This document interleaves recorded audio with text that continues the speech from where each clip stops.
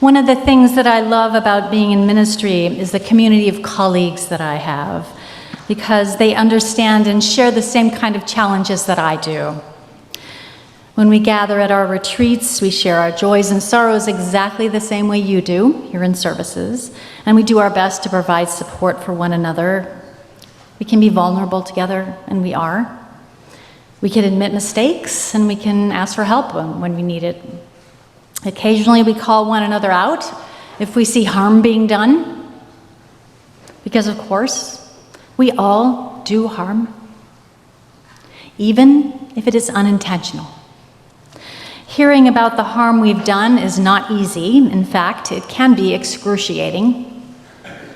But I believe that being held accountable for doing harm is the best and maybe only way to embody this equity that we aspire to practice as Unitarian Universalists. Since beginning my journey into ministry, I've caused my share of harm. I never intend to, but that doesn't mean I wasn't responsible for it. On my best days, I really try to hear and understand the impact of the things I say or do, and I try to make it right if I can, if it's needed. And I know that this will be a lifelong learning situation because, of course, like you, I'm just human. I haven't always been as open to the idea that I could unintentionally do harm. As a brand new baby UU, upon hearing that I might have made a comment or told a joke that was insensitive, I would immediately experience that glorious high of righteous indignation. How dare you imply that I did something wrong? Now, you might be a nicer person than I am, but to some of us, a little self-righteousness just really hits the spot. Did you know that self-righteous anger actually gives you a little shot of dopamine? It's a little reward, and of course, it's addictive. So have you ever met someone who just seems to come into a room pre-offended? But wait, what did I just say? Is that really fair? I mean, I thought that was hilarious when I first heard that. And I've since asked myself, is it possible that for some folks, rather than coming into a situation pre-offended, that they actually might be being harmed more often than others in ways that I'm not seeing, or maybe I'm unwilling to see? But if I go there, then I have to admit that I'm a jerk. And then I feel this flood of shame, and that's really painful. So shame or a dopamine high, cake or death, you know. So I really want to believe that I'm a basically good person, and I assume that all y'all are too. All y'all, it's a theologically inclusive term. The fact that you are here this morning tells me that you want to be connected, that you appreciate meaningful conversations, that you value compassion and justice. And I know you, and I believe you care deeply for one another and for the world. That's what I see here. That's what I see here. But I'm curious now if there are things I am not seeing here. Because I've learned gradually and painfully that there are things about Unitarian Universalist culture that can be unintentionally harmful and offensive. And just so you know, this isn't a sermon about you as individuals, or even this congregation in particular. This is a denomination-wide conversation that ministers and lay leaders are having right now. So I like to do research. So I'm going to start with a little history, and for this I'm going to quote some material from the Berry Street essay given by Reverend Cecilia Kingman last June at our General Assembly. When she talks about our history as Unitarian Universalists, she writes, "We often tell the story of our faith as one of victimization. We were the heretics that the other Christians tried to throw out. And while that might be true in Europe, it's not true here. The dominant religion, the religion of those in power here for most of this nation's history, have been mainline Protestants. There can be no denying that American Unitarianism arose out of mainline Protestantism, and that we are still a part of that dominant cultural landscape. So I'm going to say more about this, but I want to pause for a moment for those of you who might be a little newer to our particular history, just to sort of fill you in. Unitarian Universalism is a product of the merging of two different faiths, the Unitarians and the Universalists, who split from the Protestant, actually let's start with the Unitarians. We split from the Protestant Congregationalists in 1825. And then there's the Universalists, who actually split from mainline evangelical Protestantism even early, around 1790. So the early Unitarian and Universalists identified as Christian. They were Christian. And their disagreements with traditional Christians were theological and ultimately very academic over issues such as the nature of the Trinity. Is it in the Bible or is it not in the Bible? The divinity of Jesus. Was he a God? Is he co-equal to God? Things like that. Is he just under God, not quite God? And the unquestionable authority of the Bible. Was the miracle literal, or was it just sort of something we saw?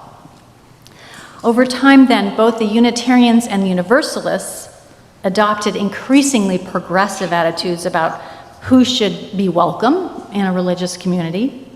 And in 1961, those two faiths merged, and Unitarian Universalism was born. So that was now 63 years ago. Since then, we have continued to evolve theologically, socially, and organizationally into the ethically focused, highly individualistic movement that we are today. What hasn't evolved much is that mainline Protestant culture I mentioned. So what does that even mean? When Reverend Kingman uses the term dominant cultural landscape, she's talking about the fact that our religious ancestors were overwhelmingly white, educated, and well-resourced. And although things are shifting very slowly, this describes the demographic of our membership today. White, educated, and well-resourced. Not every person, maybe not you, but the majority. Neither Reverend Kingman nor I are saying that this is a bad thing. It's simply an accurate description of our demographics. And by the way, I am the picture child of this. I identify as white. My ancestors emigrated here from Europe for better lives and ultimately to claim unceded land. I grew up in a heteronormative household in a community that was historically racially restricted to whites. I have a bachelor's degree. I have a doctoral degree. I have a master's of divinity. And I own my own home. And I didn't see any of these things as being sort of abnormal when I was growing up. This was just usual. This was normal. So it's no wonder when I first came to a UU church that I just fell in love immediately. I mean, finally, a place where I could be truly accepted as the mystical, skeptic, liberal, progressive that I identified as. And part of what I loved, in hindsight, was I was surrounded by folks just like me. What did we all share? That mainline Protestant culture that Reverend Kingman spoke about. I have found my people. We even do our laundry on the same day, right? Monday. That said, then, there's a lot more to mainstream Protestant culture than European ancestry. Light skin, and access to resources and education. And I learned this in seminary, in our class on the history of our movement, where we started digging into the idea of norms, which are qualities that we assume are shared by everyone. Sort of our accepted ways of being. Everyone knows we do things this way. Now, you may remember that I was exclusively a student of biosciences when I went to seminary. I had no expertise in social science, and I would ask you that if you do have expertise in social science, that you kind of try to suspend it today. because sometimes expertise gets in the way of our really hearing things. So what I learned is that our Protestant spiritual ancestors taught and enforced the norms of what we sometimes call WASP culture. It's white Anglo-Saxon Protestant. And those norms are very alive in our congregations today. And it's the white part that I'm really interested in, although not all WASP norms relate to difference in ancestry and skin color. So what are some WASP norms that are interesting to me? One of the characteristics of WASP culture is a persistent expectation of comfort. Amen, she says. So this can manifest as a sense that we're entitled to feel safe, not so much safe physically, but emotionally, psychologically, we're entitled to feel comfortable and safe. When I was challenged by a person of color in seminary about an assumption that I made about what worship should ideally look like, which was, of course, very Protestant, she challenged me about that, and I reacted with anger and hurt at the time. She stated something which was absolutely true, which was that my idea about what worship should look like was shaped entirely by my whiteness. Was she implying that I'm a racist? Me? Kind and compassionate me? Here comes that dopamine hit. What? Better angry than ashamed, right? Surely if I get upset, she'll stop because she knows we don't do this conflict. She'll just back right off. Well, she won't back down. I'm leaving. So there. I did.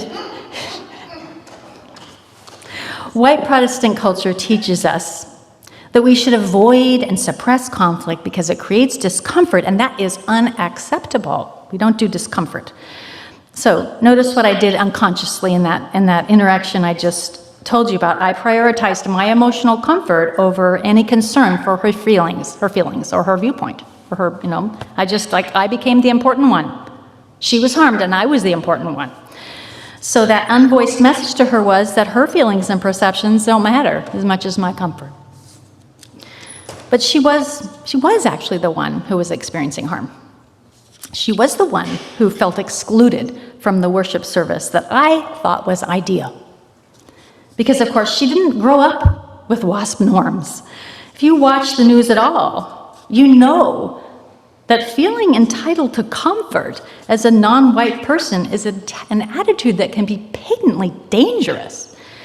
How many stories have we heard about people of color feeling comfortable to go out bird watching, or to drive their nice car through a neighborhood, or enter their own apartment, ring a doorbell, or shopping and being harassed, or even being killed, being shot dead?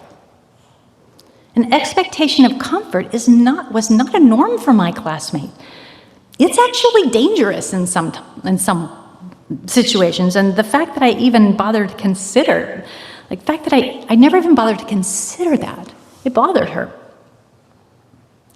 Another white Protestant norm is an emphasis on control on emotions, control of children, control of bodies during worship.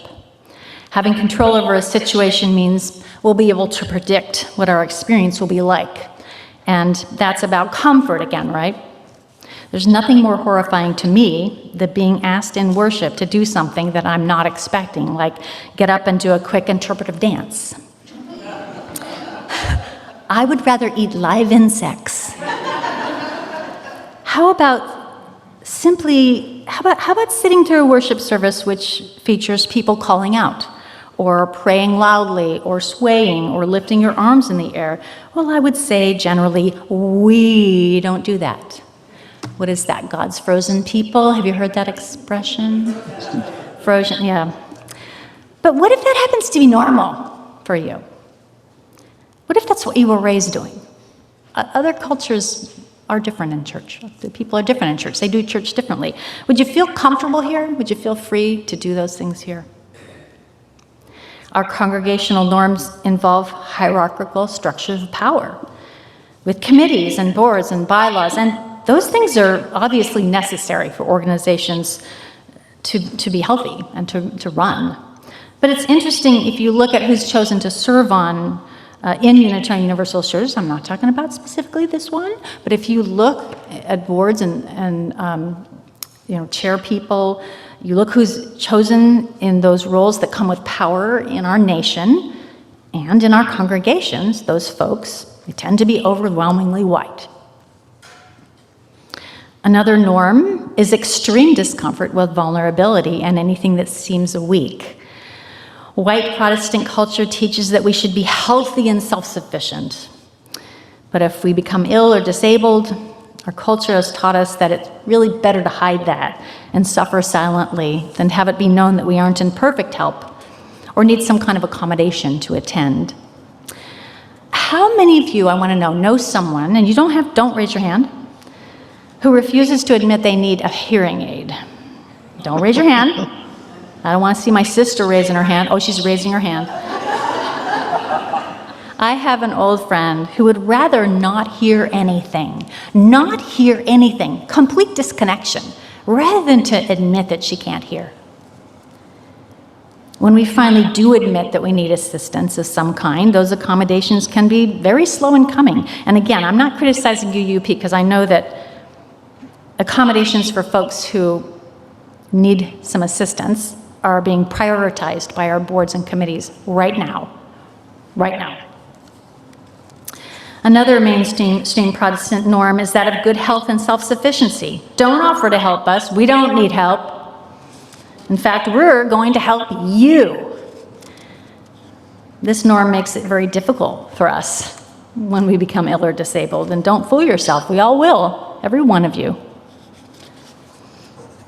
And consider those disabilities that are not obvious. Not as obvious as loss of vision or loss of hearing or loss of mobility, mental illness, shyness, neurodiversity. Is it okay if you have trouble reading? Is it an assumption that you can read information quickly in a worship service or in a religious education program? Or what if you can't? Do you feel welcome? Learning about white Protestant norms was really a revelation to me. It's a little embarrassing to say that. But maybe I shouldn't be surprised because these were just in the air I was breathing when I grew up. They aren't bad, but they are here. And they can be an impediment in our UU culture. They can easily cause unintended harm, communicating to people who don't share white Protestant ancestry that they don't belong here. And I would like to work on shifting those norms, starting with myself, of course. Here's the good news that Reverend Kingman brought to us last June, and this part is mostly a direct quote. Unitarian Universalism is currently in a moment of major theological transformation and institutional reform in our professional societies and our congregations. Religious professionals and lay leaders are taking a hard look at our history, the ways we've propagated white Protestant norms, and how those norms have kept us from living into our stated values of justice and equity. It might not surprise you that this transition is creating a backlash. As we attempt to shift away from individualism to communitarian values, from majority white cultural norms to an embrace of historically marginalized, there has been anxiety and conflict. There are congregations and leaders, even ministers, who would rather not cede the comfort of these norms. But where in our shared values is the priority of one group's comfort? It's not there. So it's taken me a long time, I'm maybe not the sharpest tool in the shed here, to get over myself and my assumptions, and I'm really trying to resist that lure of righteous anger when confronted with my own unacknowledged biases around race and disability and gender and the ways we're all differently abled. My preferred tool is humility and curiosity. When I go to greet a visitor in church, I try to observe the assumptions that immediately pop up when I see the person. If I notice one, I try to figure out what it is and what triggered it. Was it something about their age, their clothing, their speech, their family, or their apparent ancestry that triggered it? Did the assumption make me more comfortable interacting with the person? So these are questions that I think we could explore collectively, because we can't change what we don't notice. I hope that together we can be curious. I hope that when a person is brave enough to tell us that they don't feel welcome here, that we can listen with open-hearted curiosity. I hope that we can risk being uncomfortable, risk trying new things, risk vulnerability, risk losing the certainty of who we are to become who we hope to be. And I want to just say to you, if something I said to you today makes you feel uncomfortable, please view it as an opportunity for both of us. Don't come tell me about it right after church today, because my sister's visiting and I don't want to be here all day. Sit with it. Just sit with it for a day or two and try to figure out why it bothered you, if I said something that bothered you or challenged you. And if you still feel discomfort after a few days, I do want to hear about it. I want to know what's in your hearts. I want to have a conversation because I'm curious. Beloveds, I believe Unitarian Universalism is good, that we are good together, that you are good, that I am good. I also believe that we could be more authentic and more welcoming. As always, it is a privilege to serve you, and I am grateful you are here with me on this adventure. Amen.